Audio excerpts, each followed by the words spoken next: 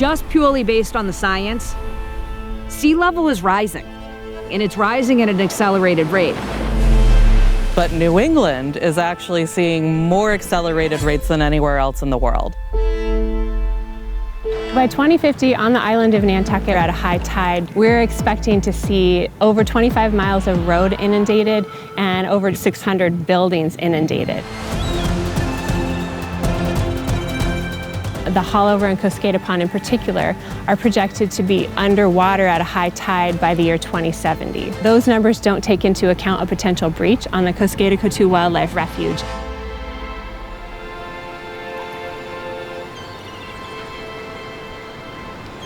The Coskata-Coatue Wildlife Refuge is what defines the harbor of Nantucket. The refuge buffers the town from intense storms, from intense wave energy, and then the resulting erosion that would happen because of that.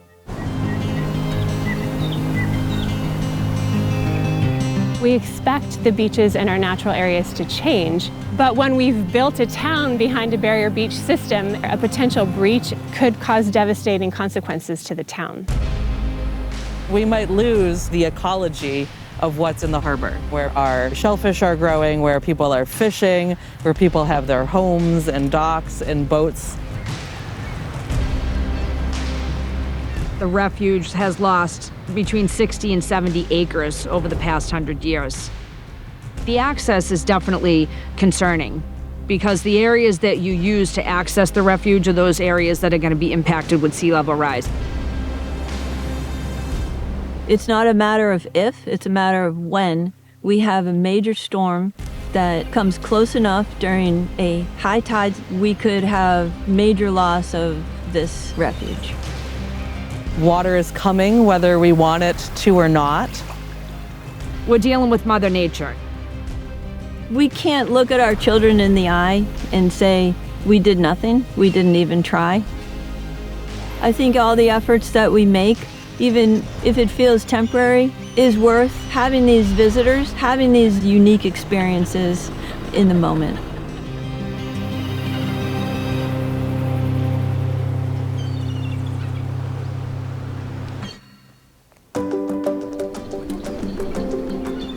Nantucket is an island, a spit of sand, 30 miles out to sea.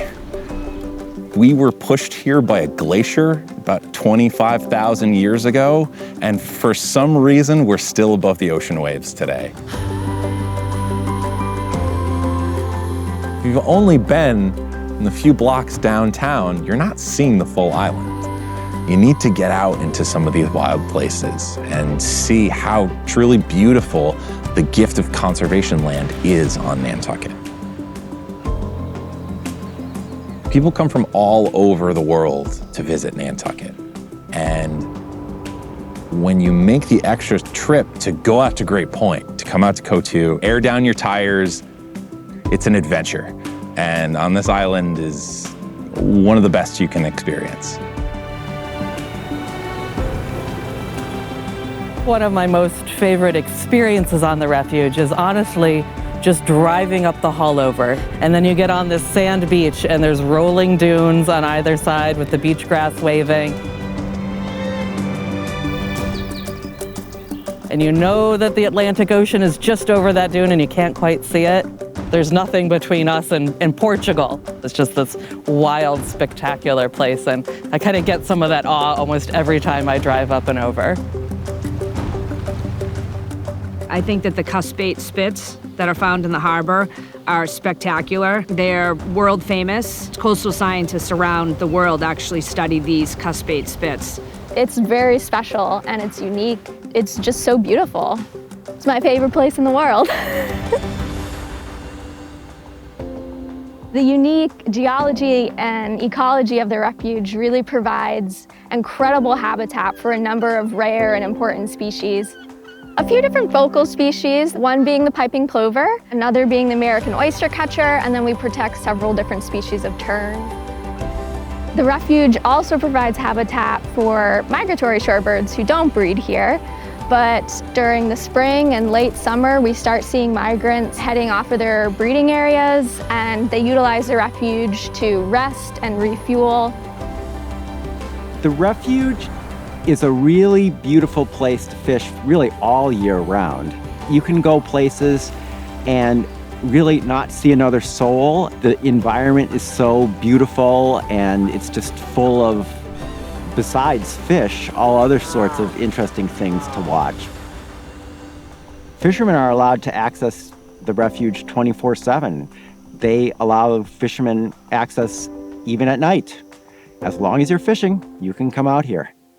Such a great thing. I've been studying these beaches for 30 years. I see dramatic changes.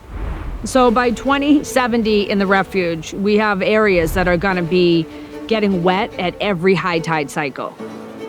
Areas that now are occupied by beach and dune. I mean, that could be 3 or 4 feet of sea level rise between now and 2070. If you translate that into the harbor area, can you imagine what 3 or 4 feet of sea level rise is going to do to the harbor over time? It'll be pretty dramatic. A lot of our big impact storms are these nor'easter storms coming straight at town. That's the direction of the wind and wave impacts. But because Coatue is there as a buffer that slows down those storm impacts, they're not directly hitting town. So if there was no harbor, your downtown area would be your beach. We contracted with a consultant called Woods Hole Group, and we identified 2 high priority sites that we really wanted to focus in on. The first is the Coskata Pond site, and the second is a place called the Hollover. So those 2 sites, if the beach were to breach, we would see water exchange between the open ocean and Nantucket Harbor. And we don't really know what impact that might have on the town. Based on what's happened in other places, we know that that could mean changes to the level of water in the harbor, increased flooding, threatening our infrastructure for the town and the port, and also increased erosion as waves and that higher energy water from the ocean is able to move through the harbor. Recently, we have seen with higher tides that we've had to close portions of the beach to vehicle access. We didn't ever used to have to close it unless there was a big storm, but now we're closing it more frequently because of high tides.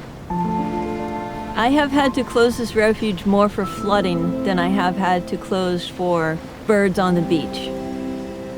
We have had days and weeks of this refuge being underwater and completely shut down.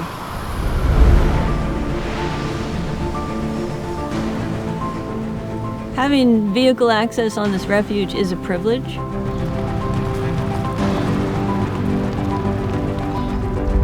We live in the moment, we take advantage, and we enjoy every moment that we have. This is not forever. I think that the refuge itself will be okay, but the access is definitely concerning. So any of the trails that are on the landward side, you raise sea level even a foot, and a lot of those trails are not going to be usable anymore. We can wait until these impacts occur, but oftentimes that is too late to do something to increase the resilience. So we need to be thinking about it right now. Some of the work that we're doing in response to climate change is studying the impacts to natural areas across the island, but also specifically out on the refuge. We're studying how erosion is happening across the refuge and thinking about ways we can use nature to protect itself and protect the rest of the island. Protecting our salt marshes, building up our dune systems will actually help buy us time while we start to think of these more innovative solutions to help protect the island. One of the innovative resilient solutions that we're thinking about putting in out on the refuge is actually utilizing intertidal oyster reefs that actually help slow down the impact of even everyday regular waves that are coming in and hitting a shoreline. It can be used in front of a salt marsh. It can be used in front of a smaller dune area or a sandier dune area, and to protect it from erosion, but also even maybe to actively create salt marshes across the refuge that will provide that protection piece as well. And then oysters are amazing at improving water quality, which is just an added benefit. You get a reef protection and you get an ecological water quality benefit as well. Great Point and Coatue for many people is their go-to spot on Nantucket. If they couldn't access it, it would really affect their enjoyment of Nantucket and life, basically. I live on Nantucket year-round and raise my young children out here. Coming out to the refuge is probably one of our most favorite things to do on the weekend. So I would love to have those experiences be accessible for future generations. When I think about the future, the next 5, 10, 15 years, it really matters for the next 30, 40, the moves that we make in this immediate time. We have an opportunity and we don't want it wasted. And that's what it's all about, protecting it for the next generation and keeping this place for years to come.